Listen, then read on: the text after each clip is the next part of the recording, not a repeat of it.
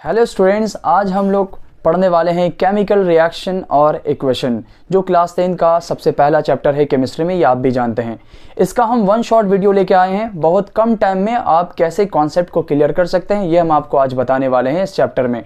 और अगर ये वीडियो आप कंप्लीट देख लेते हैं तो इससे रिलेटेड, इस चैप्टर से रिलेटेड कोई भी प्रॉब्लम होगा, कोई सा क्वेश्चंस होगा जो आपको नहीं समझ में आता है, तो आज पढ़ने के बाद आपको समझ में आ जाएगा कि उस क्वेश्चन का सॉल्यूशन क्या है। तो चलिए स्टार्ट करते हैं बिना देर किए हुए कि केमिकल रिएक्शन इक्वेशन को बहुत कम टाइम में आप कैसे कंप्लीट कर सकते हैं। अगर ये वीडियो आपको पसंद आया तो आप इस वीडियो को ज़्यादा से ज़्यादा उन स्टूडेंट के पास भेज दें ये वीडियो जो इस बार बोर्ड की तैयारी, मैट्रिक की तैयारी कर रहे हैं क्लास 10 में। और ज़्यादा से ज़्यादा शेयर करके लाइक कर देंगे, सब्सक्राइब कर देंगे चैनल को, और कमेंट्स करना नहीं भूलेंगे कि क्या आपको पढ़कर कैसा लगा। चलिए स्टार्ट करते हैं। Types of chemical reaction. सबसे पहले नंबर 1 पहला आता है combination reaction. What is combination reaction? तो कॉम्बिनेशन रिएक्शन किसको कहते हैं? जब किसी में दो या दो से ज़्यादा एलिमेंट कंबाइन कर एक सिंगल कंपाउंड बनाता है। हमने क्या कहा? दो या दो से ज़्यादा एलिमेंट जब कंबाइन करेगा तो इससे सिंगल कंपाउंड बनना चाहिए, उसे आप कॉम्बिनेशन रिएक्शन कहेंगे। याद रखिए, सिंगल कंपाउंड, जिस रिएक्शन के प्रोडक्ट में सिंगल कंपाउंड दिखेगा वो कॉम्बिनेशन रिएक्शन हुआ। सिर्फ सिंगल प्रोडक्ट, सिर्फ एक ही कंपाउंड बनना चाहिए, उसे आप कॉम्बिनेशन रिएक्शन कहेंगे। एग्जांपल, जैसे ये मैग्नीशियम जब ये ऑक्सीजन के साथ कंबाइन कर रहा है तो ये मैग्नीशियम ऑक्साइड बना रहा है। क्या ये सिंगल कंपाउंड है? यस, इसके अलावा और कोई कंपाउंड नहीं है, तो ये कॉम्बिनेशन रिएक्शन होगा। दूसरा एग्जांपल देख लीजिए, NO2CO3, water and carbon dioxide, इन तीनों को कंबाइन कर हमने ये बनाया NaHCO3। ये बनना, तो ये क्या है? ये एक सिंगल कंपाउंड है, इसके अलावा कोई और कंपाउंड नहीं बना है। तो जब भी सिंगल कंपाउंड बनेगा, जिस रिएक्शन में जिस सिंगल प्रोडक्ट बनेगा, उसे आप कॉम्बिनेशन रिएक्शन कहेंगे। क्या ये कॉम्बिनेशन हो सकता है? ZnCuSO4 ZnSO4 plus Cu? आप कहेंगे नहीं, ये कॉम्बिनेशन रिएक्शन नहीं हो सकता, क्योंकि इसमें एक से ज़्यादा प्रोडक्ट बन रहा है। जिस किसी में एक से ज़्यादा प्रोडक्ट बनेगा वो कॉम्बिनेशन रिएक्शन नहीं होगा, सिर्फ सिंगल प्रोडक्ट बनना चाहिए, तब वो कॉम्बिनेशन रिएक्शन होगा। ठीक है, अब हम लोग नेक्स्ट टॉपिक में देखते हैं कि क्या पढ़ता है। हम लोग कॉम्बिनेशन का एक इम्पॉर्टेंट एग्जांपल देखते हैं कॉम्बिनेशन रिएक्शन का। क्या है? देखिए, ये है लाइम, इसको कहते हैं चूना। लाइम, कैल्शियम ऑक्साइड, ये है कैल्शियम ऑक्साइड। आप कॉपी लेकर बैठे और लिखते चले जाएं आप। तो ये कैल्शियम ऑक्साइड है। जब हम कैल्शियम ऑक्साइड को वाटर के साथ कंबाइन करते हैं तो ये बनता है कैल्शियम हाइड्रोक्साइड बनाता है, CaO2। ये है कैल्शियम हाइड्रोक्साइड। इसको और लाइम वाटर भी कहते हैं और slate lime. Lime plus water, इसे लाइम वाटर भी कहते हैं कैल्शियम हाइड्रोक्साइड को, या स्लेट लाइम भी कहते हैं। आप तीनों में से कुछ भी कह सकते हैं यहाँ पर। जब ये चूना पानी जो मिलकर ये लाइम वाटर बनाता है, लाइम प्लस और लाइम वाटर, तो यहाँ पर एनर्जी रिलीज होता है। इस वजह से ये रिएक्शन जो है वो एक्सोथर्मिक रिएक्शन होता है। जिस रिएक्शन में हीट रिलीज होता है, एनर्जी रिलीज होती है, उसे आप एक्सोथर्मिक रिएक्शन कहते हैं। तो ये हमने पहले स्टेप में ये बनाया कैल्शियम हाइड्रोक्साइड। अब आगे क्या कह रहा है? इसका यूज़ हम कहाँ करते हैं? इस रिएक्शन का यूज़ हम वाइट वॉशिंग वॉल में करते हैं। याद रखिएगा स्टूडेंट, कहाँ करते हैं? वाइट वॉशिंग वॉल में करते हैं इस रिएक्शन का यूज़। अब क्या होता है? ये जो स्लेट लाइम बना है, स्लेट लाइम, इसे कहते हैं स्लेट लाइम, लाइम वाटर, या calcium hydroxide. Slate lime applied on the wall, जब हम वॉल पे स्लेट लाइम को अप्लाई करते हैं तब वो एयर में मौजूद जो कार्बन डाइऑक्साइड है उसके साथ ये रिएक्शन कर जाता है। देखिए, ये है लाइम वाटर। ये लाइम वाटर एयर में मौजूद कार्बन डाइऑक्साइड के साथ रिएक्शन कर बनाता है कैल्शियम कार्बोनेट, CaCO3। क्या बनाता है? कैल्शियम कार्बोनेट, जो एक शाइनिंग लेयर देता है वॉल पर। वॉल को कैसा लेयर बना देता है? शाइनिंग लेयर बनाता है, वही कैल्शियम कार्बोनेट। आप यहाँ पे लिख सकते हैं कैल्शियम कार्बोनेट। 2 से 3 दिन बाद आप देखेंगे वो वॉल में शाइनिंग आने लगती है। क्यों? इसका रीज़न क्या है? क्योंकि आप इमेजिन करें कि एक वॉल है, ये वॉल पे आपने वॉल पर वॉश कर दिया है कैल्शियम हाइड्रोक्साइड को, कैल्शियम हाइड्रोक्साइड, ठीक है, ये है कैल्शियम हाइड्रोक्साइड, और एयर में मौजूद जो कार्बन डाइऑक्साइड है, ये दोनों कंबाइन कर बनाता है कैल्शियम कार्बोनेट, जिसके वजह से कुछ दिनों बाद वॉल के अंदर शाइनिंग आने लगता है। तो शाइनिंग किसके वजह से आया, ये सवाल पूछा जाता है। तो शाइनिंग आया है कैल्शियम कार्बोनेट की बनने की वजह से। कैल्शियम कार्बोनेट बना कैसे? तो जब आप लाइम वाटर को किसके साथ रिएक्शन करा, किसके साथ रिएक्शन कर जाता है लाइम वाटर, एयर में मौजूद जो कार्बन डाइऑक्साइड है उसके साथ रिएक्शन कर कर बनाता है CaCO3, जिसके वजह से वॉल के अंदर शाइनिंग आने लगती है। उम्मीद है कि आपको ये बात अच्छे से समझ गए होगी। आप ये पॉइंट याद रखेंगे कि इस रिएक्शन का यूज़ आप वाइट वॉशिंग वॉल में करते हैं, और जब आप वॉल पर इसको वॉश करते हैं तब एयर में मौजूद जो कार्बन डाइऑक्साइड है वो रिएक्शन कर कर कैल्शियम कार्बोनेट बनाती है। तो कैल्शियम कार्बोनेट के बनाने की वजह से कुछ दिनों बाद वॉल के अंदर शाइनिंग आने लगता है। ठीक है, अब नेक्स्ट हम लोग डिकम्पोजिशन की तरफ बढ़ते हैं। डिकम्पोजिशन रिएक्शन किसको कहते हैं? देखिए, डिकम्पोजिशन रिएक्शन कॉम्बिनेशन रिएक्शन का क्या है, उल्टा अपोजिट है, समझ लीजिए। देखिए, डिकम्पोजिशन में क्या होता है, एक सिंगल जो कंपाउंड होता है वो दो या दो से ज़्यादा सिंपल सब्सटेंस में बट जाता है। एक कोई सिंगल कंपाउंड, मान लो एक सिंगल कंपाउंड ए है तो ये टूट कर बदल गया बी में, सी में, डी में, मतलब एक कोई कंपाउंड टूट कर दो या दो से ज़्यादा पार्ट्स में बढ़ जाए तो उसे आप डिकम्पोजिशन रिएक्शन कहते हैं। किसी एक सिंगल कंपाउंड का दो या दो से ज़्यादा पार्ट्स में बढ़ जाना, ये डिकम्पोजिशन रिएक्शन होता है। आइए डिकम्पोजिशन रिएक्शन का टाइप्स पढ़ते हैं। सबसे पहला डिकम्पोजिशन होता है थर्मल डिकम्पोजिशन रिएक्शन।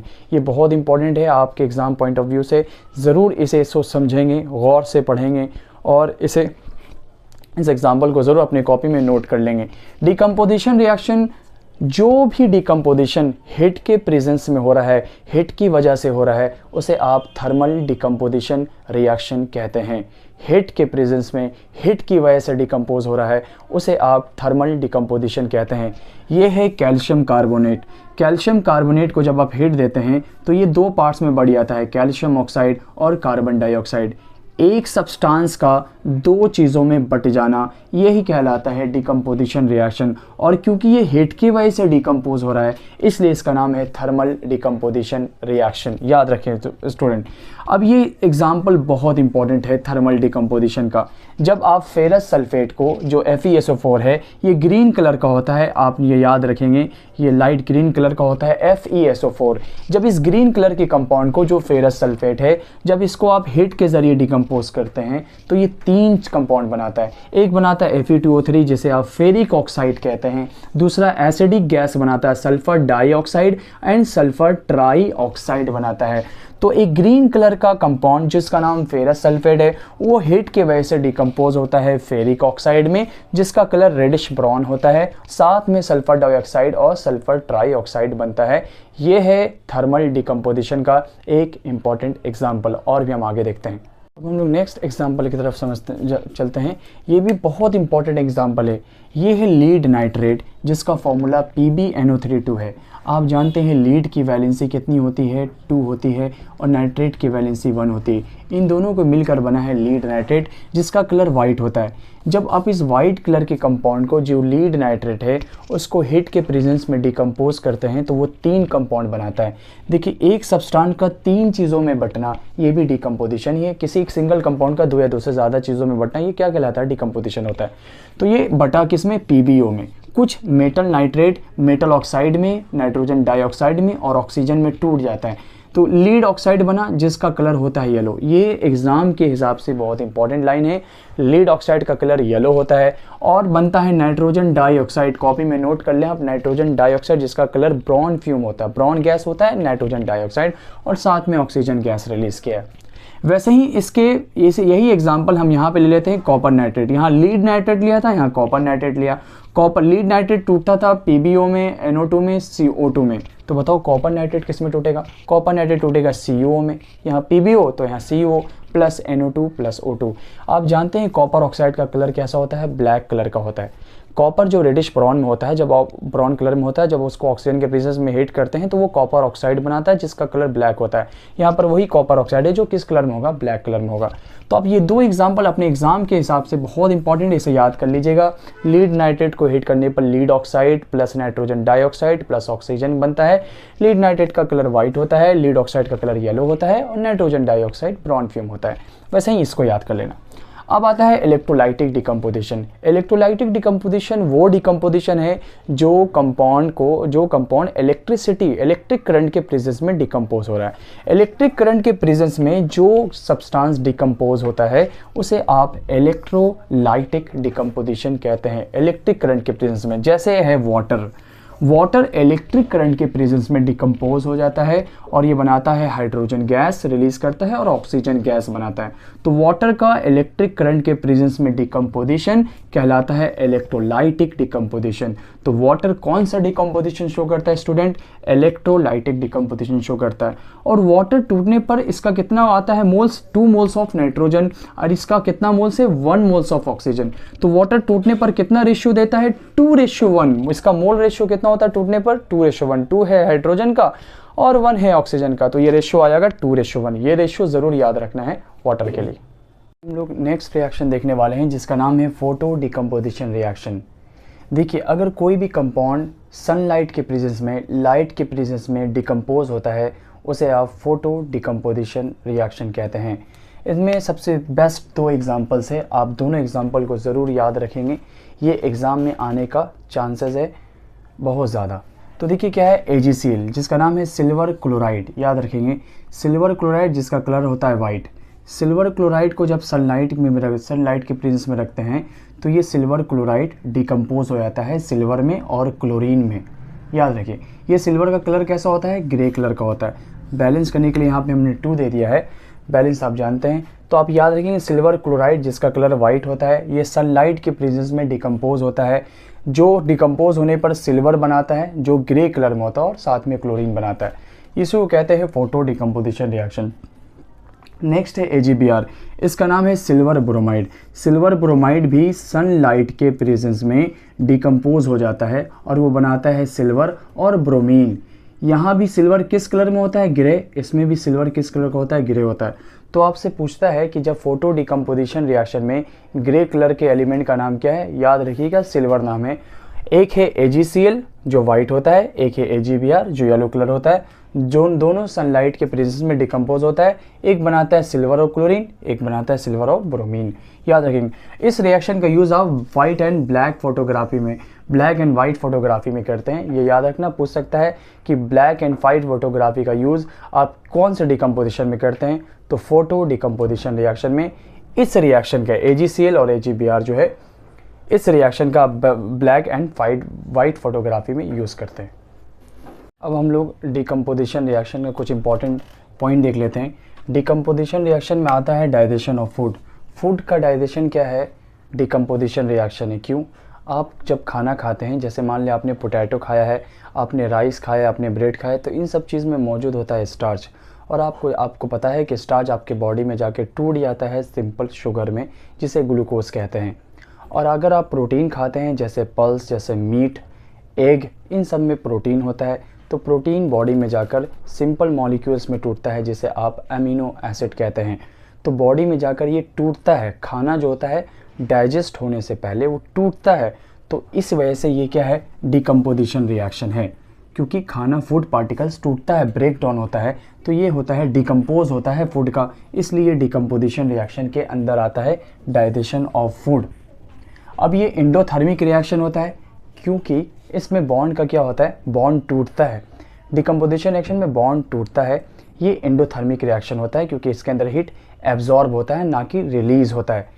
रिलीज होगा तो एक्सोथर्मिक और एब्जॉर्ब होगा तो एंडोथर्मिक। तो डिकम्पोजिशन रिएक्शन में एनर्जी एब्जॉर्ब होता है, इसलिए ये क्या है? Endothermic reaction. आप ये दोनों पॉइंट याद रखेंगे, इंपॉर्टेंट पॉइंट है। अब बहुत इंपॉर्टेंट रिएक्शन आ रहा है डिस्प्लेसमेंट रिएक्शन। डिस्प्लेसमेंट रिएक्शन किसको कहते हैं? जब एक कोई more reactive element less reactive element को क्या कर देगा? डिस्प्लेस कर देगा। ये आपने पढ़ा है। जब एक ताकतवर एलिमेंट कमज़ोर एलिमेंट को डिस्प्लेस कर देगा, जब एक more reactive element less reactive element को डिस्प्लेस कर देगा, उसे आप डिस्प्लेसमेंट रिएक्शन कहते हैं। तो आप मोर रिएक्टिव कौन है, लेस रिएक्टिव कौन है, अभी हम आपको बताएंगे, जिसके वजह से आप डिस्प्लेसमेंट रिएक्शन को पढ़ना आपके लिए आसान हो जाएगा। और इसको इस तरह से समझें कि एक मोर रिएक्टिव एलिमेंट कैसे लेस रिएक्टिव एलिमेंट को डिस्प्लेस कर सकता है। ये अभी हम लोग केमिकल रिएक्टिविटी सीरीज अभी देखने वाले हैं। रिएक्टिविटी सीरीज आप देख लीजिए, ये सबसे ऊपर होता है पोटेशियम, आप सबको पता है, और सबसे लास्ट में होता है एयू, गोल्ड जिसको कहते हैं, गोल्ड। तो ये सबसे ऊपर पोटेशियम, ये रिएक्टिविटी सीरीज है। Potassium, sodium, calcium, magnesium, aluminium, zinc, iron, SN, PB. Hydrogen के नीचे कौन कौन है? कॉपर, मरकरी, एजी और एयू। ये आप रिएक्टिविटी सीरीज याद रखेंगे तो आप आसानी से सॉल्व कर सकते हैं। मान लीजिए बोलेगा कैल्शियम और Fe और Zn और मान लो Pb, इस सब को सजाना है तो पहले कौन आएगा? सबसे हाई रिएक्टिव कौन है? आपको पता है सबसे हाई रिएक्टिव है कैल्शियम, तो ये ग्रेटर देन। उसके बाद कौन आएगा? उसके बाद आएगा जिंक, क्योंकि जिंक है। उसके बाद कौन आएगा? Pb और Fe, और सबसे लास्ट में कौन आएगा? Pb आएगा, क्योंकि कैल्शियम मोर रिएक्टिव है, इससे कम है जिंक और इससे कम है Fe और सबसे कम है Pb। तो इस तरह से आप सजा सकते हैं, याद रखिएगा यहाँ पर। जैसे इन चारों में क्या, कॉपर ज़्यादा बड़ा होगा किससे? Hg से, Hg बड़ा होगा Ag से और Ag बड़ा होगा Au से। तो रिएक्टिविटी सीरीज रखने से क्या फ़ायदा होगा? आपको डिस्प्लेसमेंट रिएक्शन आसानी से समझ में आ जाएगा। तो आप याद रखेंगे कि इनमें से कौन मोर रिएक्टिव मेटल है। हम कहें मैग्नीशियम मोर रिएक्टिव है एल्युमिनियम, तो हम कहेंगे मैग्नीशियम मोर रिएक्टिव एलिमेंट है। जो ऊपर होगा वो मोर रिएक्टिव होगा, जैसे जैसे नीचे आ रहे हैं उसकी रिएक्टिविटी सीरीज घटती जा रही है। जैसे जैसे हम नीचे आ रहे हैं, जैसे जैसे नीचे आ रहे हैं, जैसे जैसे नीचे आ रहे हैं, सबसे कम रिएक्टिव कौन होगा? गोल्ड होगा, और सबसे ज़्यादा जितना ज़्यादा ऊपर उतना ज़्यादा मोर रिएक्टिव होगा। जैसे Fe और Pb में कौन मोर रिएक्टिव है? तो Fe मोर रिएक्टिव है और Pb क्या है? Less reactive. अब हम इस पर एग्जाम्पल देखेंगे कैसे डिस्प्लेसमेंट रिएक्शन होगा। हम लोग एग्जाम्पल देख लेते हैं। ये एग्जाम्पल बहुत इंपॉर्टेंट है डिस्प्लेसमेंट रिएक्शन का, आप ज़रूर इसे कॉपी में उतार कर याद कर लेंगे। देखिए ये कॉपर है, कॉपर का रिएक्शन हम किसके साथ करा रहे हैं? सिल्वर नाइट्रेट के साथ। लिख लीजिएगा, इसका नाम क्या है? Silver nitrate. सिल्वर नाइट्रेट का कलर होता है कलरलेस। जब कॉपर सिल्वर नाइट्रेट के साथ रिएक्शन करता है तो देखिए क्या सिल्वर को ये डिस्प्लेस कर पाएगा? इसका जवाब है यस, हाँ, क्योंकि कॉपर मोर रिएक्टिव है सिल्वर से, तो ये कॉपर सिल्वर को क्या कर देगा? डिस्प्लेस कर देगा। देखो बाहर कर दिया। अब नाइट्रेट की जगह पर कौन आ गया? Copper nitrate. तो सिल्वर नाइट्रेट सिल्वर को बाहर कर दिया और कॉपर इसके जगह पर आ गया, तो बन गया कॉपर नाइट्रेट, जिसका कलर होता है ब्लू। आपसे पूछेगा कैसे? एक रेडिश ब्राउन कलर का एलिमेंट है जिसका नाम कॉपर है। ये कॉपर जब कलरलेस सॉल्यूशन के साथ रिएक्शन करता है जिसका नाम AgNO3 है, सिल्वर नाइट्रेट, तो ये दोनों मिलकर एक ब्लू कलर का कंपाउंड बनाता है। उस ब्लू कलर का नाम क्या है? उस ब्लू कलर का नाम है कॉपर नाइट्रेट। ये याद रखेंगे, ये डिस्प्लेस पर बेस्ड है। अब देखो आयरन मोर रिएक्टिव है कॉपर से, तो आयरन कॉपर को क्या करेगा? डिस्प्लेस कर देगा, तो इससे बनेगा FeSO4 + Cu। आपको कलर याद रखना है, कॉपर सल्फेट का कलर होता है ब्लू और Fe सल्फेट का FeSO4 जिसका नाम है आयरन सल्फेट। आयरन सल्फेट या फेरस सल्फेट लिख लोगे, फेरस सल्फेट, इसका कलर होता है ग्रीन। तो जब आप आयरन को ब्लू कलर के सॉल्यूशन में डालते हैं जिसका नाम कॉपर सल्फेट है, तो उसे ग्रीन कलर में चेंज कर देता है, क्योंकि बनता है FeSO4 + Cu। ये भी डिस्प्लेसमेंट रिएक्शन है।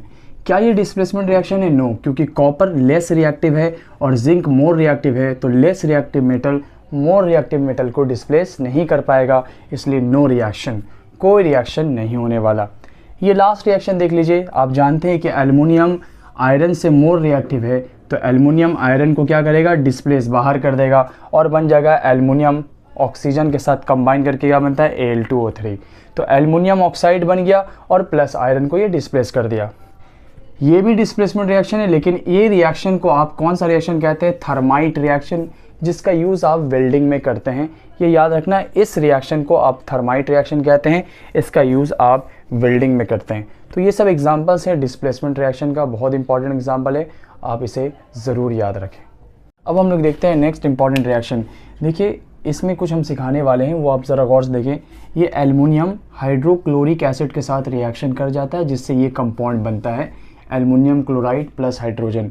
और एल्युमिनियम जिंक क्लोराइड के साथ भी, ये लिख लेंगे आप, इसे जिंक क्लोराइड कहते हैं, इसके साथ भी रिएक्शन कर AlCl3 और +Zn बनाता है। मतलब एल्युमिनियम इन दोनों के साथ HCl और ZnCl2 के साथ रिएक्शन कर जाता है। तो इसका मतलब क्या है? HCl और ZnCl2 solution can not be kept in aluminium vessel. आप याद रखिए, एल्युमिनियम के बर्तन में आप HCl को और ZnCl2 को नहीं रख सकते हैं, क्योंकि ये दोनों आपस में रिएक्शन कर जाएगा। अगर दो चीज़ जब आपस में रिएक्ट करती हो तो उसको एक साथ नहीं रखा जाता है, इससे नुकसान होता है। तो HCl और ZnCl2 एल्युमिनियम के साथ रिएक्शन कर जाता है, जिसकी वजह से एल्युमिनियम के बर्तन में इसको नहीं रख सकते हैं। अब नेक्स्ट आ रहा है double displacement reaction. Double displacement reaction क्या होता है इसे समझिए। जब किसी भी ग्रुप ऑफ एटम या कंपाउंड के अंदर एक्सचेंज आता है, क्या कह रहा है, the reaction in which two different atoms और group of atom are exchange. जब ग्रुप ऑफ एटम में एक्सचेंज होता है उसे आप डिस्प्लेसमेंट कहते हैं। एक्सचेंज होना, ग्रुप ऑफ एटम का एक्सचेंज होना, यही कहलाता है डबल डिस्प्लेसमेंट रिएक्शन। जैसे एग्जांपल मान लीजिए AB plus BC plus CD। अब हम इसमें चेंज कर रहे हैं एटम को। देखो A चला जाएगा किसके साथ, D के साथ, याद रखना, तो ये बन जाएगा AD, और C आएगा B के साथ, इससे बन जाएगा CB। तो ये दोनों क्या कहलाया, ये हुआ डबल डिस्प्लेसमेंट रिएक्शन। A पहले डिस्प्लेस हुआ D के साथ और फिर C डिस्प्लेस हुआ B के साथ, तो 2 बार डिस्प्लेस कर रहे हैं, इसलिए डबल डिस्प्लेसमेंट रिएक्शन है। और एक्सचेंज कर रहे हैं आप, A पहले B के साथ था, अब A D के साथ नज़र आ रहा है, पहले C D के साथ था, अब C B के साथ नज़र आ रहा है। तो हमने ग्रुप ऑफ एटम को क्या किया, एक्सचेंज कर दिया। इसी को आप डबल डिस्प्लेसमेंट रिएक्शन कहते हैं। अब हम इसका एग्जांपल देखेंगे। डबल डिस्प्लेसमेंट का कुछ एग्जांपल देखते हैं, बहुत इंपॉर्टेंट एग्जांपल आ रहा है, आप इसे ज़रूर याद रखेंगे। देखिए, जब हम बैरियम क्लोराइड को, जिसे BaCl2 कहते हैं, ये है बैरियम क्लोराइड, और Na2SO4 इसे कहते हैं सोडियम Na को, और SO4 को सल्फेट, सोडियम सल्फेट। अब देखिए, क्या ये डबल डिस्प्लेसमेंट रिएक्शन है? तो डबल डिस्प्लेसमेंट रिएक्शन बनाया कैसे जाता है, सीख लीजिए। बैरियम को आप मान लीजिए A, क्लोरीन को मान लीजिए B, सोडियम को मान लीजिए C, और सल्फेट को मान लीजिए D। तो A जाएगा D के पास, जो बन जाएगा BaSO4, और C जाएगा B के पास, जिससे NaCl बनेगा। तो जब हम बैरियम क्लोराइड को सोडियम सल्फेट के साथ कंबाइन करते हैं तो इससे बनता है बैरियम सल्फेट, जो किस कलर का PPT होता है, वाइट PPT। तो आपसे पूछ सकता है PPT, देखो PPT वो सॉल्ट होता है जो इनसॉल्युबल सॉल्ट होता है। रिएक्शन में जो इनसॉल्युबल सॉल्ट होगा वही PPT बनाएगा, जो सॉल्युबल सॉल्ट होगा वो PPT नहीं बनाएगा। सोडियम क्लोराइड क्योंकि वाटर के अंदर सॉल्युबल होता है, इसलिए ये PPT नहीं बनाएगा। PPT वो कंपाउंड बनाता है, वो सॉल्ट बनाता है जो इनसॉल्युबल होता है। तो बैरियम सल्फेट एक इनसॉल्युबल सॉल्ट है, इसलिए PPT बना रहा है। जो किस कलर का PPT होता है, वाइट PPT। ये बनता कब है, ये ज़रूर याद रखें आप, जब हम बैरियम क्लोराइड को सोडियम सल्फेट के साथ कंबाइन करते हैं तो इससे बैरियम सल्फेट बनता है। डू यू नो में हम पढ़ते हैं, ये जो बैरियम सल्फेट जो वाइट कलर का PPT होता है, अगर हम इसमें कुछ ड्रॉप हाइड्रोक्लोरिक एसिड का डाल दें तो इससे क्या होगा, तो ये वाइट कलर जो होता है वो डिज़ोल्व हो जाएगा, जिससे कलर गायब हो जाएगा, डिसअपियर हो जाएगा। अगर आप वाइट PPT को डिसअपियर करना चाहते हैं तो कुछ अमाउंट में आप HCl एसिड डाल दीजिए, जिससे BaCl2 H2 और सल्फर डाइऑक्साइड के बनने की वजह से ये इसका कलर गायब हो जाता है, डिसअपियर हो जाता है। ये बहुत इंपॉर्टेंट है, ये बहुत इंपॉर्टेंट है। ये आएगा, ये एग्जाम्पल आपके बोर्ड एग्जाम में 2025 में ज़रूर आ सकता है, इसे ज़रूर याद रखिए, 2025 में ज़रूर आ सकता है।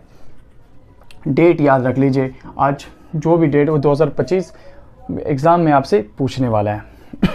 अब यह देखिए, ये भी इंपॉर्टेंट एग्जांपल है। जब हम सिल्वर नाइट्रेट को AgNO3 को सोडियम क्लोराइड के साथ कंबाइन करते हैं तो इसको मान लीजिए A, इसे मान लीजिए B, इसे मान लीजिए C और इसे मान लीजिए D। A कहाँ जाएगा, D के पास, तो बन जाएगा AgCl, और C जाएगा B के पास, जिससे बनेगा NaNO3। ये बना सकते हैं NaNO3। तो AgCl कैसा PPT होता है, वाइट PPT होता है, सिल्वर क्लोराइड वाइट PPT, और साथ में सोडियम नाइट्रेट बनाता है। क्योंकि sodium nitrate water soluble salt है, ये PPT नहीं बनाएगा। AgCl वो इनसॉल्युबल सॉल्ट है जो बनाएगा PPT, उसका कलर होगा वाइट। तो AgCl कब बना, जब हम सिल्वर नाइट्रेट को सोडियम क्लोराइड के साथ कंबाइन किया, तब इससे सिल्वर क्लोराइड बनाता है जो वाइट PPT बना रहा है। हम लोग वन शॉट वीडियो पढ़ रहे हैं, इस वजह से हम लोग थोड़ा तेज़ भी पढ़ रहे हैं, और कुछ बेहतरीन एग्जाम्पल आपको दे रहे हैं एग्जाम पॉइंट ऑफ व्यू से, आप इसे ज़रूर याद कर लीजिए। नेक्स्ट इंपॉर्टेंट एग्जाम्पल पे चलते हैं। देखिए, बहुत इंपॉर्टेंट एग्जाम्पल है, ये 2025 में आने का चांसेस है, 2025 में एग्ज़ाम में आने का चांसेस है, याद रखें आप। लीड नाइट्रेट, लीड नाइट्रेट क्या है, लीड नाइट्रेट का जब हम रिएक्शन पोटेशियम आयोडाइड के साथ कराएंगे, लीड नाइट्रेट का रिएक्शन जब हम पोटेशियम आयोडाइड के साथ कराएंगे, तो देखिए लीड को मान लीजिए A, नाइट्रेट को मान लीजिए B, पोटेशियम को मान लीजिए C, और आयोडीन को मान लीजिए D। तो A जाएगा D के पास, जिससे बनेगा लीड आयोडाइड, लीड आयोडाइड। तो लीड आयोडाइड किस कलर का PPT होता है, येलो PPT। याद रखना, लीड आयोडाइड येलो कलर का PPT होता है। ये बनता कब है, जब हम लीड नाइट्रेट का रिएक्शन पोटेशियम आयोडाइड के साथ कराते हैं तो लीड आयोडाइड बनता है, और साथ में पोटेशियम नाइट्रेट बनता है। नोट कर लीजिए, पोटेशियम नाइट्रेट जो सॉल्युबल होता है, और जो सॉल्युबल सॉल्ट होता है वो पीपीटी नहीं बनाएगा, जो इनसॉल्युबल सॉल्ट होता है वही पीपीटी बनाएगा। तो यहाँ पे येलो कलर का पीपीटी बनता है। तो ये 2025 के लिए बहुत इंपॉर्टेंट एग्जाम्पल है, ये ज़रूर याद रखें। अब आ रहा है डबल डिस्प्लेसमेंट का नेक्स्ट क्वेश्चन। ये है बैरियम हाइड्रोक्साइड, इसे आप यहाँ पे लिख लीजिएगा। ये क्या है, बैरियम हाइड्रोक्साइड का रिएक्शन जब अमोनियम क्लोराइड के साथ होगा तो क्या बनेगा, बैरियम क्लोराइड। कैसे, ये इसको A मान लो, इसे B मान लो, इसे C मान लो और क्लोरीन को D मान लो। A जाएगा D के पास तो बैरियम क्लोरीन के पास जाकर बैरियम क्लोराइड बना देगा, और C जाएगा B के पास अमोनियम हाइड्रोक्साइड से मिलकर अमोनियम हाइड्रोक्साइड बना देगा। अब इसे बैलेंस कर लेंगे, बैलेंस कर चुके हम। तो ये जो रिएक्शन है बैरियम हाइड्रोक्साइड का रिएक्शन NH4Cl के साथ, ये एक एंडोथर्मिक रिएक्शन होता है। डबल डिस्प्लेसमेंट भी है और ये एंडोथर्मिक रिएक्शन है, क्योंकि इस रिएक्शन में हीट एब्जॉर्ब होता है, जिसकी वजह से ये कहलाता है एंडोथर्मिक रिएक्शन। तो BH2 NH4Cl एंडोथर्मिक रिएक्शन है और ये डबल डिस्प्लेसमेंट के अंदर आता है। नेक्स्ट अगर आप चाहें तो इसे याद कर लीजिएगा, ये है एल्युमिनियम क्लोराइड, लिख लीजिए एल्युमिनियम क्लोराइड। ये है अमोनियम हाइड्रोक्साइड, ये है अमोनियम हाइड्रोक्साइड। इन दोनों को कंबाइन करने के बाद बनता है aluminium hydroxide plus ammonium chloride. अगर चाहें तो याद कर लीजिए एल्युमिनियम हाइड्रोक्साइड भी किस कलर का पीपीटी होता है, वाइट पीपीटी होता है। AgCl silver chloride white PPT था, BSO4 वाइट पीपीटी था, और AlOH3 इसका भी है वाइट पीपीटी। ये बनता कब है, जब हम एल्युमिनियम क्लोराइड को अमोनियम हाइड्रोक्साइड के साथ रिएक्शन कराते हैं। तो इसमें 2-3 एग्जांपल्स बहुत इंपॉर्टेंट है, आप इसे ज़रूर याद कर लें तो बेहतर है। तो इसको देखते हैं। All PPT reaction is double displacement reaction. जितने सारा पीपीटी रिएक्शन होता है वो सब का सब डबल डिस्प्लेसमेंट रिएक्शन होता है, जो हमने पीपीटी रिएक्शन देखा। और जो न्यूट्रलाइजेशन रिएक्शन है वो भी किसके अंदर आता है, डबल डिस्प्लेसमेंट के अंदर आता है। तो न्यूट्रलाइजेशन रिएक्शन भी डबल डिस्प्लेसमेंट के अंदर आता है। न्यूट्रलाइजेशन क्या होता है, जब हम एसिड को बेस के साथ कंबाइन करते हैं। आप जानते हैं कि एसिड और बेस मिलने से सॉल्ट और वाटर बनता है, इसी रिएक्शन को आप न्यूट्रलाइजेशन रिएक्शन कहते हैं। न्यूट्रलाइजेशन रिएक्शन एक एक्सोथर्मिक रिएक्शन है, क्योंकि एसिड और बेस के रिएक्शन में हीट बहुत ज़्यादा रिलीज होता है, इस वजह से ये एक्सोथर्मिक रिएक्शन होगा। याद रखेंगे आप, जैसे ये एसिड हाइड्रोक्लोरिक एसिड और ये है बेस, तो एसिड और बेस से मिलने से सॉल्ट बना और वाटर बना, ये कहलाता है एक्सोथर्मिक रिएक्शन। इसे हम एसिड बेस सॉल्ट में भी पढ़ेंगे, याद रखें। अब तक के लिए इतना याद रख लीजिए। अब आता है ऑक्सीडेशन और रिडक्शन। ये बहुत इंपॉर्टेंट एग्जांपल है, मतलब रिएक्शन है, याद रखें। ऑक्सीडेशन किसको कहते हैं, ऑक्सीडेशन उसको कहते हैं जिसमें ऑक्सीजन का क्या होता है, गेन होता है। गेन ऑफ ऑक्सीजन, जिस किसी में ऑक्सीजन का गेन होगा और हाइड्रोजन का लॉस होगा उसे आप ऑक्सीडेशन कहते हैं। 2 पॉइंट और लिखना चाहें तो यहाँ पे नोट कर लीजिए, जिस किसी में इलेक्ट्रॉन का लॉस होगा वो भी ऑक्सीडेशन कहलाता है, और जिस किसी में ऑक्सीडेशन नंबर बढ़ता है, ऑक्सीडेशन नंबर जो हमने आपको क्लास में बहुत अच्छे से पढ़ाया है, क्लास में तो वन शॉट पढ़ा रहे, क्लास में हमने एसएन इंस्टीट्यूट में बहुत अच्छे से ऑक्सीडेशन नंबर आपको पढ़ाया है, जिसमें IIT का भी क्वेश्चन बताया था क्लास 10th में, आपको याद होगा। तो ऑक्सीडेशन नंबर, तो ऑक्सीडेशन नंबर जिसमें बढ़ेगा वो भी ऑक्सीडेशन कहलाएगा। तो आपके सिलेबस में सिर्फ ये 2 पॉइंट से ही सवाल आने वाला है एग्ज़ाम में, आप फ्री रहें। तो आप बस इन दोनों को याद रखें। ऑक्सीडेशन मतलब गेन ऑफ ऑक्सीजन और लॉस ऑफ हाइड्रोजन, और जो होगा ऑक्सीडाइज उसका वर्क कैसा होगा, रिड्यूसिंग एजेंट। इंपॉर्टेंट है, याद रखें। जो भी कंपाउंड ऑक्सीडाइज होगा उसका वर्क किस तरह से होगा, रिड्यूसिंग एजेंट जैसा होगा, मतलब RA। ऑक्सीडाइज तो रिड्यूसिंग एजेंट। अब आइए रिडक्शन। रिडक्शन किसको कहते हैं, जिस किसी में ऑक्सीजन क्या होगा, लॉस होगा। जब किसी भी रिएक्शन में ऑक्सीजन लॉस होता है और हाइड्रोजन गेन होता है तो उसे आप रिडक्शन कहते हैं। और 2 पॉइंट एक्स्ट्रा क्या है, जिस किसी में इलेक्ट्रॉन का गेन होगा वो भी रिडक्शन कहलाता है, जिस किसी में ऑक्सीडेशन नंबर घटता है वो भी रिडक्शन कहलाता है। तो ये 2 पॉइंट एक्स्ट्रा हमने आपको बताया, चाहे तो आप लिख सकते हैं, लेकिन ये 2 पॉइंट ज़रूर याद रखेंगे। ऑक्सीजन का लॉस होना रिडक्शन, हाइड्रोजन का गेन होना रिडक्शन होता है, और जो रिडक्शन होगा वो क्या शो करेगा, ऑक्सीडाइजिंग एजेंट शो करेगा। अब हम इसका कुछ एग्जांपल आपको देते हैं ताकि आप इसे पढ़कर क्लियर कर लें। कुछ एग्जांपल देखते हैं, इंपॉर्टेंट एग्जांपल। इसमें से एग्जांपल ज़रूर आ सकता है, कौन आ सकता है हम उसको हाईलाइट कर रहे हैं, आप उसे ज़रूर याद रखिए, लेकिन आप पूरी बात को आप समझ जाएं। देखिए, ये कॉपर ऑक्साइड के पास पहले था ऑक्सीजन, यहाँ देखो किस चीज़ का लॉस हो गया, ऑक्सीजन का लॉस। पहले कॉपर ऑक्साइड के पास था ऑक्सीजन, अब लॉस कर गया ऑक्सीजन, तो कॉपर ऑक्साइड ने ऑक्सीजन लॉस किया, ये इस वजह से ये क्या कहलाएगा, रिड्यूस। ये क्या हुआ, रिड्यूस। जो ऑक्सीजन को लॉस करेगा वो रिड्यूस कहलाएगा, और जो रिड्यूस होता है उसे आप ऑक्सीडाइजिंग एजेंट कहते हैं। ये सामने ब्रैकेट में लिख दिया, याद रखिए। अब हाइड्रोजन पे गौर से देखिए, हाइड्रोजन पहले हाइड्रोजन में क्या ऐड हो गया, ऑक्सीजन। तो हाइड्रोजन में ऑक्सीजन ऐड हो गया, और जिस किसी में ऑक्सीजन ऐड होता है उसे कहते हैं ऑक्सीडेशन, मतलब वो ऑक्सीडाइज हुआ, और जो ऑक्सीडाइज होगा उसे कहते हैं रिड्यूसिंग एजेंट। सिंपल सी बात है, आपको सही देखना है। आइए नेक्स्ट रिएक्शन, उम्मीद है ये बात आप समझ गए होंगे।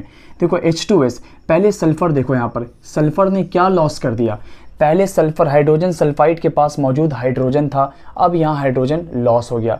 तो लॉस ऑफ हाइड्रोजन, जिस किसी रिएक्शन में सल्फर ने हाइड्रोजन को लॉस किया है तो लॉस ऑफ हाइड्रोजन क्या कहलाता है, ऑक्सीडेशन, मतलब ऑक्सीडाइज, और जो ऑक्सीडाइज होगा उसे आप रिड्यूसिंग एजेंट कहते हैं। क्या कहते हैं, रिड्यूसिंग एजेंट। नेक्स्ट आइए क्लोरीन। देखो क्लोरीन के पास पहले कुछ नहीं था, अब क्लोरीन के पास क्या नज़र आ गया, हाइड्रोजन ऐड हो गया। क्लोरीन में पहले कोई हाइड्रोजन नहीं था, लेकिन अब क्लोरीन में हाइड्रोजन ऐड हो गया। जब हाइड्रोजन ऐड हो गया तो इसे आप क्या कहेंगे, रिडक्शन। जिस किसी में हाइड्रोजन गेन होता है उस वो होता है रिड्यूस, मतलब रिडक्शन, और जो रिडक्शन होता है उसे कहते हैं ऑक्सीडाइजिंग एजेंट कहते हैं। तो ये दो एग्जांपल उम्मीद है आपको समझ में आ गया। तीसरा एग्जांपल बहुत इंपॉर्टेंट आपके एग्जाम पॉइंट ऑफ व्यू से 2025 में बिल्कुल आ सकता है ये एक एग्जाम्पल, आप इसे याद रखें। MnO2, अगर यहाँ पर आप ऑक्सीजन का ऑक्सीडेशन नंबर निकालना चाहेंगे, ऑक्सीजन का ऑक्सीडेशन नंबर होता है -2, -2 इंटू 2 क्या होगा, +4। तो ये मैग्नीज यहाँ पे +4 में आएगा, और यहाँ पे मैग्नीज आएगा +2 में। क्यों, क्योंकि क्लोरीन का ऑक्सीडेशन नंबर -1 होता है। तो -1 इंटू 2 -2, ये -2 तो ये +2, ये -4 तो ये होगा +4 आ जाएगा।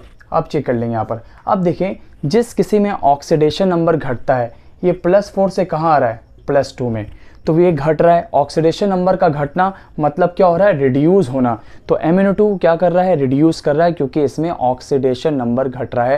ये +4 से +2 जा रहा है। देखिए Mn के पास पहले ऑक्सीजन था, अब Mn ऑक्सीजन को लॉस कर चुका है। यहाँ पे कोई ऑक्सीजन इसे नहीं दिख रहा है, तो Mn ने ऑक्सीजन को लॉस किया, इस वजह से रिड्यूस हुआ। या आप इस तरह से समझ लें, Mn यहाँ पे +4 स्टेट में है, यहाँ पे Mn +2 स्टेट में। तो ये 4 से कहाँ गया, 2 में गया, जिसके वजह से ये हो गया रिड्यूस। क्योंकि हमने आपको क्या समझाया था, जिस किसी में ऑक्सीडेशन नंबर घटेगा उसे आप रिडक्शन कहते हैं। जो रिडक्शन होगा वो कहलाएगा ऑक्सीडाइजिंग एजेंट कहलाएगा। अब देखिए यहाँ पे HCl है, इस HCl में यहाँ क्लोरीन क्या लॉस कर गया, पहले इसके पास हाइड्रोजन था, अब यहाँ हाइड्रोजन लॉस कर गया। तो जिस किसी में हाइड्रोजन लॉस करता है उसे आप कहते हैं ऑक्सीडेशन, जो होगा ऑक्सीडाइज, और जो होगा ऑक्सीडाइज उसे आप कहते हैं रिड्यूसिंग एजेंट। क्या हमने कहा, HCl में पहले हाइड्रोजन था, अब यहाँ पे हाइड्रोजन लॉस कर गया।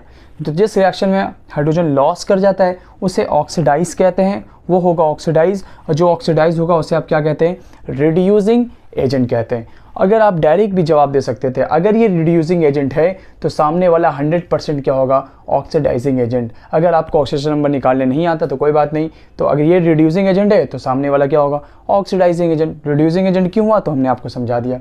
ये एग्जाम्पल देख लीजिए, देखिए H2S यहाँ से S की बताओ क्या लॉस किया। देखो पहले इसके पास हाइड्रोजन था, अब हाइड्रोजन गायब हो गया, तो हाइड्रोजन लॉस किया। तो जिस रिएक्शन में हाइड्रोजन लॉस होता है उसे आप क्या कहते हैं, ऑक्सीडेशन, और जो ऑक्सीडेशन होगा उसका वर्क क्या होगा, रिड्यूसिंग एजेंट। आंसर आ गया। अब देखो SO2 के पास पहले ऑक्सीजन है, अब देखो क्या हुआ, सल्फर। पहले SO2 था, अब है S, तो S क्या खो गया, ऑक्सीजन लॉस हुआ ना, तो लॉस हो गया ऑक्सीजन का, और जिस किसी में ऑक्सीजन का लॉस होता है उसे रिडक्शन कहते हैं, और जो रिडक्शन होगा उसका वर्क क्या होगा, ऑक्सीडाइजिंग एजेंट। बहुत सिंपल है, बहुत सिंपल है। यहाँ देख लो PbO में पहले ऑक्सीजन था, अब PB में ऑक्सीजन क्या कर गया, लॉस कर गया। जब PB में ऑक्सीजन लॉस कर गया तो जिस किसी रिएक्शन में ऑक्सीजन लॉस करता है उसे रिडक्शन कहते हैं। जो रिडक्शन होगा उसका वर्क क्या होगा, ऑक्सीडाइजिंग एजेंट। सिंपल। कार्बन के पास पहले कोई ऑक्सीजन नहीं था, अब कार्बन के पास ऑक्सीजन आ गया, तो ये देखो कार्बन के पास ऑक्सीजन आ गया, तो कार्बन ऑक्सीडाइज हुआ है, मतलब कार्बन के अंदर ऑक्सीजन गेन हुआ। तो जो ऑक्सीडाइज होता है उसका नेचर क्या होगा, रिड्यूसिंग एजेंट होगा। उम्मीद है आप ये एग्जाम्पल बहुत अच्छे समझ गए होंगे कम टाइम में, तो इसी में से कोई एग्जाम्पल उम्मीद है कि आएगा, इसे नोट कर लीजिए। अब हम लोग रेंसिडिटी पढ़ते हैं। रेंसिडिटी क्या होता है, oxidation of oil and fats in a food resulting in bad smell and bad taste is called rancidity. आप जानते हैं कि खाना में मौजूद जो ऑयल और फैट होता है वो ऑक्सीडाइज हो जाता है, जिसके वजह से खाने में बैड स्मेल आने लगता है और उसका टेस्ट ख़राब हो जाता है, बैड टेस्ट हो जाता है। इसी को आप रेंसिडिटी कहते हैं। What is rancidity? क्या है? खाना में मौजूद जो ऑयल और फैट्स है वो ऑक्सीडाइज हो जाता है, जिसके वजह से खाने में बैड स्मेल आ जाता है और उसका टेस्ट ख़राब हो जाता है, बैड टेस्ट। इसी को रेंसिडिटी कहते हैं। अब इस रेंसिडिटी से बचने के लिए, ऑक्सीडेशन प्रोसेस को कम करने के लिए आप क्या इस्तेमाल करेंगे? क्या वो मेथड यूज़ करेंगे जिससे ऑक्सीडेशन कम हो जाएगा, आप खाना बैड स्मेल देने से बच जाएगा और बैड टेस्ट ख़राब ना होगा? तो इसके लिए क्या चाहिए? देखो, सबसे मेथड टू प्रिवेंट रेंसिडिटी, सबसे पहले आप इसमें एंटीऑक्सीडेंट ऐड करके, खाना में अगर आप एंटीऑक्सीडेंट ऐड करते हैं तो उससे रेंसिडिटी से बचा जा सकता है। ऑक्सीडेशन प्रोसेस को आप कम कर सकते हैं, जिससे वैसे खाना बैड स्मेल नहीं देगा और ना बैड टेस्ट देगा। ऐसे इसका दो इंपॉर्टेंट है, BHT कहा जाता है। BHT इसको बोला जाता है एंटीऑक्सीडेंट, इसको ब्यूटालेटेड हाइड्रोक्सिल टोलुइन, या फिर दूसरा है BHA, इसको बोलते हैं ब्यूटालेटेड हाइड्रोक्सिल एनिसोल। ये दो तरह का होता है एंटीऑक्सीडेंट जो आप फूड स्टफ में यूज़ करते हैं। आप वीडियो को एक बार और देखकर समझेंगे कि इसका फुल फॉर्म हमने क्या बताया। दूसरा, वैक्यूम पैकिंग करके। तीसरा, रिप्लेसिंग एयर बाय नाइट्रोजन, ये बहुत इंपॉर्टेंट है, replacing air by nitrogen. Nitrogen आप जानते हैं चिप्स के अंदर जो गैस भरी जाती है वो नाइट्रोजन गैस भरी जाती है। क्यों? ताकि चिप्स के अंदर जो चीज़ है वो उसके अंदर बैड टेस्ट और बैड स्मेल नहीं आए। तो replacing air by nitrogen, nitrogen भी रेंसिडिटी को कम करने के लिए इस्तेमाल किया जाता है। तो आप एयर को रिप्लेस करके कौन सा गैस भर देंगे? नाइट्रोजन गैस, जिससे आप रेंसिडिटी से बच सकते हैं। चौथा है रेफ्रिजरेशन। घर में मौजूद रेफ्रिजरेशन होता है, फ्रीज़र होता है, उसका इस्तेमाल आप करते हैं ना, ताकि खाना ख़राब नहीं हो, उसके अंदर बैड टेस्ट और बैड स्मेल नहीं आए। तो क्यों? क्योंकि वो रेफ्रिजरेशन जो है वो ऑक्सीडेशन प्रोसेस को स्लो कर देता है, ना कि फास्ट करता है, जिसकी वजह से रेंसिडिटी का प्रोसेस स्लो हो जाता है, बैड स्मेल और बैड टेस्ट नहीं होता, खाना में नहीं आता है। तो रेफ्रिजरेशन का भी इस्तेमाल आप कर सकते हैं फूड स्टफ में। क्रोजन पढ़ने वाले हैं। देखिए, क्रोजन तो ऐसे मेटल नॉन मेटल में भी पढ़ना है, लेकिन यहाँ पर आप इसे समझ लें क्रोजन क्या होता है। सबसे पहले आयरन में जो क्रोजन लगता है उसे रस्ट कहते हैं। आयरन को जब आप खुले हवा में रख देंगे तो जो मॉइस्चर है उसमें मौजूद ऑक्सीजन भी है और वाटर भी है, तो ये आयरन जो है वो मॉइस्चर के साथ रिएक्शन कर जाता है, जैसे मॉइस्ट एयर कह रहे हैं, तो इसके साथ रिएक्शन कर ये बनाता है Fe2O3XH2O। इसका नाम होता है हाइड्रेटेड फेरिक ऑक्साइड। आप रस्ट का फॉर्मूला ज़रूर याद रखें, रस्ट कहते हैं इसको। रस्ट का फॉर्मूला होता है हाइड्रेटेड फेरिक ऑक्साइड, जिसका फॉर्मूला है Fe2O3XH2O। ये बना कैसे? जब आयरन मॉइस्चर के साथ रिएक्शन करता है तो ये कंपाउंड बनाता है। दूसरा, क्या कॉपर में भी क्रोजन होता है? इसका जवाब है हाँ, यस होता है। कॉपर भी जब आप खुले हवा में रख देंगे तो ये भी मॉइस्चर के साथ, लेकिन कॉपर के साथ जो मॉइस्चर आ रहा है वो कौन कौन आ रहा है? मॉइस्ट एयर, कार्बन डाइऑक्साइड आ रहा है, ऑक्सीजन आ रहा है और वाटर आ रहा है। इसके अंदर कार्बन डाइऑक्साइड नहीं था, कॉपर के अंदर कार्बन डाइऑक्साइड भी आ रहा है। ये तीनों सब कंबाइन कर बनाता है CuCO3 COS2। इसे बोलते हैं बेसिक कॉपर कार्बोनेट, जो ग्रीन कलर का होता है, ग्रीन कलर। तो कॉपर पे ग्रीन कलर का स्पॉट आता है, याद रखिएगा, क्रोजन ग्रीन कलर का। कॉपर को आप खुले हवा में रख दीजिएगा तो जो मॉइस्चर में मॉइस्ट जो एयर है, जिसके अंदर कार्बन डाइऑक्साइड है, ऑक्सीजन है और वाटर है, ये तीनों कॉपर के साथ कंबाइन करेगा और ये कंपाउंड बनाएगा basic copper carbonate CuCO3। Basic क्यों हुआ? क्योंकि इसके पास हाइड्रोक्साइड, इसलिए बेसिक हुआ, और ये कॉपर कार्बोनेट, तो बेसिक कॉपर कार्बोनेट जिसका कलर होता है ग्रीन। तो कॉपर के अंदर ग्रीन कलर का क्रोजन है और इसके अंदर आयरन के अंदर रस्ट जो रेडिश ब्राउन कलर का है। अब आइए सिल्वर, क्या सिल्वर में क्रोजन लगता है? इसका जवाब है हाँ, सिल्वर में भी क्रोजन होता है। तो सिल्वर को बहुत दिन तक यूज़ करने पर क्या होता है? एयर में मौजूद एक गैस है जिसका नाम है हाइड्रोजन सल्फाइड। हाइड्रोजन सल्फाइड जो एयर मिक्सचर ऑफ गैसेज है, उसमें एक गैस है हाइड्रोजन सल्फाइड, जो इस सिल्वर के साथ रिएक्शन कर बनाता है सिल्वर सल्फाइड। फिर से सुन लीजिए, सिल्वर के साथ जब हाइड्रोजन सल्फाइड रिएक्ट करता है तो इससे बनता है सिल्वर सल्फाइड, जिसका कलर होता है ब्लैक, Ag2S, और साथ में हाइड्रोजन गैस। यही Ag2S जो होता है वो सिल्वर पर जो ब्लैक स्पॉट आता है ना, ब्लैक स्पॉट सिल्वर पर, वो किस केमिकल का ब्लैक स्पॉट होता है? तो वो केमिकल का नाम है सिल्वर सल्फाइड। ये बना कैसे? तो सिल्वर एयर में मौजूद हाइड्रोजन सल्फाइड के साथ रिएक्शन कर जाता है, जिससे बनता है सिल्वर सल्फाइड, जो ब्लैक कलर में होता है। इस वजह से सिल्वर पर ब्लैक स्पॉट दिखता है। स्पॉट्स याद रखना, ये है क्रोजन। तो हमने आयरन के लिए रस्ट बता दिया, रस्टिंग, कॉपर के लिए बता दिया और सिल्वर के लिए बता दिया। अब इसका मेथड पढ़ लेते हैं और कुछ इंपॉर्टेंट पॉइंट्स पढ़ लेंगे। अब हम लोग पढ़ते हैं method to prevent rusting. Rusting से कैसे बच सकते हैं आप? तो पेंटिंग करने से क्या होता है, वो ऑक्सीजन के सप्लाई को कट कर देता है, जिसकी वजह से कोरोजन नहीं होता है, रस्ट नहीं लगता। तो बाई पेंटिंग के ज़रिए आप बच सकते हैं रस्टिंग। और ग्रीसिंग एंड ऑयलिंग, मशीन वगैरह में आप ऑयल और ग्रीस का इस्तेमाल करते हैं ताकि उसमें जंग नहीं लगे, रस्ट नहीं लगे। तो ग्रीसिंग एंड ऑयलिंग का भी आप इस्तेमाल कर सकते हैं। तीसरा इंपॉर्टेंट है गैल्वेनाइजेशन। गैल्वेनाइजेशन क्या होता है? जब आप एक आयरन पर किसका कोट कर देते? Thin layer of zinc layer चढ़ा देते। जिंक का लेयर चढ़ाना, आयरन पर जिंक का लेयर चढ़ाना, यही होता है गैल्वेनाइजेशन। थिन याद है, थिन जिंक का लेयर चढ़ाते हैं आयरन पर, किसको कोटेड कर देते हैं? जिंक के लेयर को कर देते हैं, जिंक का लेयर चढ़ा देते हैं आयरन पर, उसे आप गैल्वेनाइजेशन कहते हैं। तो ऑब्जेक्टिव में याद रखना, पूछ लेगा गैल्वेनाइजेशन किसका लेयर होता है? तो जिंक का लेयर होता है जो आयरन पे आप चढ़ाते हैं रस्ट से बचने के लिए, रस्टिंग से। तो ये हो गया गैल्वेनाइजेशन।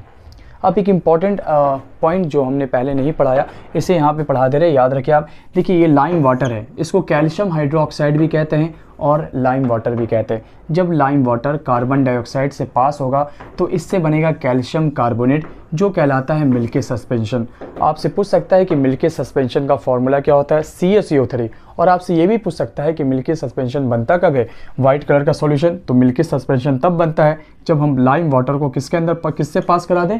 कार्बन डाइऑक्साइड से पास करा देंगे तो मिल्की सस्पेंशन बनेगा। क्या इस मिल्की सस्पेंशन को आप गायब भी कर सकते हैं, डिसअपियर कर सकते हैं? हाँ, कर सकते हैं। तो मिल्की सस्पेंशन जो CaCO3 है, इसको कार्बन डाइऑक्साइड के साथ एक्सेस अमाउंट में कार्बन डाइऑक्साइड और वाटर के साथ अगर हम रिएक्शन करा दें, एक्सेस में किसको रखना है? कार्बन डाइऑक्साइड को वाटर के साथ रिएक्शन कराकर बना देंगे कैल्शियम बाइकार्बोनेट, जो वाटर के अंदर सॉल्यूबल होता है, जिसके वजह से मिल्की सस्पेंशन क्या होगा? डिसअपियर हो जाएगा। तो क्या मिल्की सस्पेंशन को डिसअपियर किया जा सकता है? ये सवाल आ जाएगा। तो याद रखना है कैल्शियम कार्बोनेट हाँ हो सकता है, क्योंकि जो मिल्की सस्पेंशन है उसमें आप एक्सेस अमाउंट में पास करा दें कार्बन डाइऑक्साइड और प्लस वाटर, और साथ में वाटर भी ऐड कर दें, तो इससे बनेगा कैल्शियम बाइकार्बोनेट, जो वाटर के अंदर सॉल्यूबल होता है, जिसके वजह से मिल्की सस्पेंशन क्या होएगा? डिसअपियर हो जाएगा। तो ये 2025 के लिए बहुत ही ज़्यादा इंपॉर्टेंट है, याद रखना 2025 के लिए रिएक्शन बहुत ज़्यादा इंपॉर्टेंट है। अब लास्ट टॉपिक हम लोग पढ़ने वाले हैं बैलेंस केमिकल इक्वेशन, उसके बाद चैप्टर खत्म करते हैं। हम लोग पढ़ने वाले हैं बैलेंस केमिकल इक्वेशन। देखिए बैलेंस केमिकल इक्वेशन को समझने के लिए कुछ बात आपको सुनना बहुत ज़रूरी है। जब आप एक रिएक्शन को देखेंगे तो उसमें कुछ बैलेंस होगा, कुछ अनबैलेंस होगा, या सब का सब अनबैलेंस होगा। जब आप एक रिएक्शन को देखने पर ये महसूस करते हैं, ये करेंगे कि कुछ बैलेंस है, कुछ अनबैलेंस है, तो इसमें क्या होगा? जो अनबैलेंस होगा उसको सबसे पहले आप बैलेंस कर लीजिएगा। तो आप देखेंगे क्या, जब आप अनबैलेंस को जब बैलेंस करेंगे तो जो पहले से बैलेंस था ना, वो फिर से अनबैलेंस हो जाएगा। ये बहुत अजब सी बात है। तो यही बात आप सीखेंगे इस रिएक्शन में, ये कैसे अप्लाई होगा। हम क्या करें, कुछ अनबैलेंस जो होगा उसको आपको बैलेंस करना पड़ेगा। जब आप बैलेंस करेंगे तो जो पहले से बैलेंस था वो अनबैलेंस होएगा, एट लास्ट उसको बैलेंस कर लेना। अगर ये बात नहीं समझ में आई तो यहाँ देखिए समझाते हैं आपको। देखिए मान लीजिए हमने लिखा मैग्नीशियम और इसको ऑक्सीजन के साथ जला दिया तो ये बन गया मैग्नीशियम ऑक्साइड, MgO। ठीक है, गौर से देखो यहाँ पे मैग्नीशियम क्या है? बैलेंस है, Mg एक है। यहाँ पर ऑक्सीजन का 2 आइटम है, यहाँ ऑक्सीजन का 1 आइटम है, तो ये अनबैलेंस हुआ। तो जब अनबैलेंस को आप बैलेंस कर दो, पहले अनबैलेंस को क्या करो? बैलेंस कर दो। तो ये अनबैलेंस, यहाँ पे 2 ऑक्सीजन, यहाँ पे 1 ऑक्सीजन, तो ऑक्सीजन को बैलेंस करने के लिए यहाँ पे क्या लगा दिया? 2 लगा दिया, ताकि ऑक्सीजन हो जाए बैलेंस। अब ऑक्सीजन 2 हो गया, यहाँ पे ऑक्सीजन 2 हो गया बैलेंस। तो मैग्नीशियम जो पहले बैलेंस था वो हो गया अनबैलेंस। अब मैग्नीशियम कितना हो गया? 2 Mg, तो इसको बैलेंस करने के लिए यहाँ पे 2 लगा दिया, हो गया बैलेंस। तो रिएक्शन बहुत आसान है, आराम से बैलेंस होएगा। और देख लीजिए हाइड्रोजन और ऑक्सीजन ये मिलकर बना H2O। तो सबसे पहले देखिए कि बैलेंस, हाइड्रोजन हो गया बैलेंस, लेकिन यहाँ पे ऑक्सीजन क्या है? अनबैलेंस। यहाँ पे ऑक्सीजन कितना है? 2 ऑक्सीजन, यहाँ पे ऑक्सीजन कितना है? 1 ऑक्सीजन। तो ऑक्सीजन को बैलेंस करने के लिए यहाँ क्या लगा देंगे? 2 लगा देंगे। तो यहाँ पे 2 ऑक्सीजन, यहाँ पे 2 ऑक्सीजन, ऑक्सीजन हो गया बैलेंस। अब क्या करें, ऑक्सीजन जब बैलेंस हो गया तो हाइड्रोजन अनबैलेंस है। देखिए 2 2 कितना हाइड्रोजन है? 4 हाइड्रोजन, और यहाँ पे कितना हाइड्रोजन है? 2, तो यहाँ पे लगा देंगे 2, तो इससे रिएक्शन हो गया बैलेंस। तो अब क्या क्या सिखा रहे हैं, तो जो अनबैलेंस को जब आप बैलेंस, एक जो अनबैलेंस होगा उसको आप बैलेंस कर लेंगे, और जो जब आप बैलेंस करेंगे तो जो पहले से बैलेंस था वो क्या हो जा रहा? अनबैलेंस, फिर लास्ट में उसको बैलेंस कर लेंगे। अब एग्जाम्पल है AgCl, देख लो ये AgCl को आप तोड़ दें तो इससे बनेगा Ag और प्लस बनेगा Cl2। अब देखिए क्या फ़र्क है, यहाँ पर Ag और Ag तो क्या है? बैलेंस है, लेकिन यहाँ पे क्लोरीन क्या है? क्लोरीन यहाँ पे क्या है 2 है और यहाँ क्लोरीन 1 है, तो क्लोरीन को बैलेंस करने के लिए आगे क्या लगा देंगे 2, तो क्लोरीन हो गया बैलेंस, क्लोरीन हो गया बैलेंस। लेकिन अब सिल्वर क्या हो गया अनबैलेंस, तो यहाँ पे सिल्वर 2 हो गया, 2 बनाने के लिए यहाँ लिख गया 2। तो इस तरह से आप बैलेंस इक्वेशन समझ सकते हैं। हमने क्लास में बहुत अच्छे से पढ़ाया है, बैलेंस इक्वेशन बहुत ही अच्छे से समझाया है। तो आप 1 शॉर्ट वीडियो है ये, तो आप इसे कम वक्त में अच्छे से समझ लें। तो ये 3 एग्जाम हमने दिया और कुछ एग्जाम्पल देकर हम चैप्टर ये कंप्लीट करते हैं बैलेंस केमिकल इक्वेशन का। ठीक है, कुछ एग्जांपल देते हैं। अभी हम लोग ने बैलेंस केमिकल इक्वेशन देख लिया है। अब इसका कुछ एग्जांपल है जो हमने एनसीईआरटी बुक से लिया है। एग्जांपल 1 2 3 4 5 6 एग्जांपल्स है। आप इसे जल्दी जल्दी समझ लिए बैलेंस इक्वेशन क्या है। देखिए बैलेंस को समझने का तरीका हम शॉर्टकट आपको बता दे रहे हैं। यहाँ पर देखो ये है NO3, ये होगा नाइट्रेट, ये है हाइड्रोजन, एक टर्म मानना है, ये है कैल्शियम और ये हाइड्रोक्साइड। यहाँ पे नाइट्रेट कितना है 1 है, यहाँ नाइट्रेट कितना है 2 है। तो इस नाइट्रेट को बैलेंस कर दो ऐसे, यहाँ पे नाइट्रेट 2 है, यहाँ पे नाइट्रेट 1 है, तो 2 लाने के लिए यहाँ पे 2 कर देंगे, तो हो गया 2 नाइट्रेट, यहाँ नाइट्रेट 2 हो गया, यहाँ भी नाइट्रेट 2 हो गया, तो नाइट्रेट हो गया बैलेंस। अब यहाँ पे देखिए कैल्शियम 1 है, यहाँ भी कैल्शियम 1 है, बैलेंस। अब वाटर, अब यहाँ पे हाइड्रोजन कितना है, यहाँ पे 2 हाइड्रोजन और यहाँ हाइड्रोजन कितना है 2, 2 और 2 4 हाइड्रोजन, यहाँ कितना हाइड्रोजन है 2, तो इसको 4 बनाने के लिए यहाँ 2 कर देंगे, हो गया बैलेंस। तो फास्ट हो गया, रिएक्शन बैलेंस हो गया। अब यहाँ देखिए, यहाँ सोडियम 1 है, हाइड्रोक्साइड 1 है, हाइड्रोजन 2 है, सल्फर यहाँ पर। अब क्या अनबैलेंस है, यहाँ सोडियम 1 है और यहाँ सोडियम 2 है, तो इस 2 है, इसको बैलेंस करने के लिए यहाँ 2 लगा देंगे, तो ये हो गया सोडियम 2 और 2 हो गया बैलेंस, सोडियम हो गया बैलेंस। सल्फेट यहाँ पर SO4 है, यहाँ भी सल्फेट SO4 है, तो बैलेंस है। हाइड्रोजन देख लीजिए कितना हाइड्रोजन है, यहाँ पे 2 हाइड्रोजन, 2 हाइड्रोजन, 2 हाइड्रोजन, कितना है 4 हाइड्रोजन, तो यहाँ पे 4 बना दो, यहाँ पे 2 लगा दो, हो गया बैलेंस। तो यहाँ पे आप इस तरह से बैलेंस आसानी से कर सकते हैं। यहाँ बैरियम 1 है, यहाँ बैरियम 1 है, यहाँ सल्फेट 1, यहाँ सल्फेट 1, ये सब तो बैलेंस है। क्लोरीन यहाँ पे 2 है और यहाँ पे क्लोरीन 1 है, तो इसको 2 करने के लिए यहाँ क्या लगा देंगे 2 लगा देंगे, तो हो गया क्लोरीन 2, क्लोरीन 2। अब देखिए हाइड्रोजन यहाँ पे 2, यहाँ पे हाइड्रोजन 2, हो गया बैलेंस। एक को बैलेंस करने के बाद दूसरा खुद बैलेंस हो गया। Ag और यहाँ पे देख लो, यहाँ पे नाइट्रेट 1 है, यहाँ नाइट्रेट 2 है, तो इसको बैलेंस करने के लिए यहाँ 2 लगा देंगे ताकि नाइट्रेट हो जाए बैलेंस। जब नाइट्रेट को बैलेंस करेंगे तो सिल्वर हो गया 2, तो यहाँ लगा देंगे 2, ये हो गया बैलेंस। ये है एनसीईआरटी का एग्जाम्पल जो हम आपको बता रहे हैं। अब यहाँ पे देखिए, ये भी, ये एल्युमिनियम, ये एल्युमिनियम, एल्युमिनियम तो बैलेंस है। क्लोरीन यहाँ पे 2 है और यहाँ पे 3 है, इस बात को समझ लीजिए। 2 और 3 का जब रेशियो होगा तो क्या करना आपको, क्लोरीन 2 है और 3 है और क्लोरीन को बैलेंस करना है, तो आप 2 और 3 का को मल्टीपल, 2 3 से कितना हो गया 6, तो आप 6 बनाना चाहेंगे तो कैसे क्या करेंगे, क्लोरीन को 6, यहाँ से यहाँ क्लोरीन 2 है, यहाँ क्लोरीन 3 है, तो आप 6 बनाए आप, तो यहाँ पे 2 से अगर हम मल्टीप्लाई करते तो क्या होगा, कितना क्लोरीन हो जाएगा 6 क्लोरीन। तो यहाँ कितना क्लोरीन हो 2, तो यहाँ लगा देंगे 3, तो 3 और 3 6, यहाँ भी क्लोरीन 6 हो गया, यहाँ भी क्लोरीन 6 हो गया। 2 और 3 का जब भी आए ना रेशियो, तो इसको भी 6 बनाओ और इसको भी 6 बना दो, तो इससे रिजल्ट आसानी से आ सकता है। तो 2 3 हो गया 6, 2 3 हो गया 6, तो 6 इज क्लोरीन। अब देखो कॉपर कितना है 3, यहाँ कॉपर है 3, यहाँ लगा दिया। एल्युमिनियम कितना है 2, तो यहाँ लगा देंगे 2 एल्युमिनियम।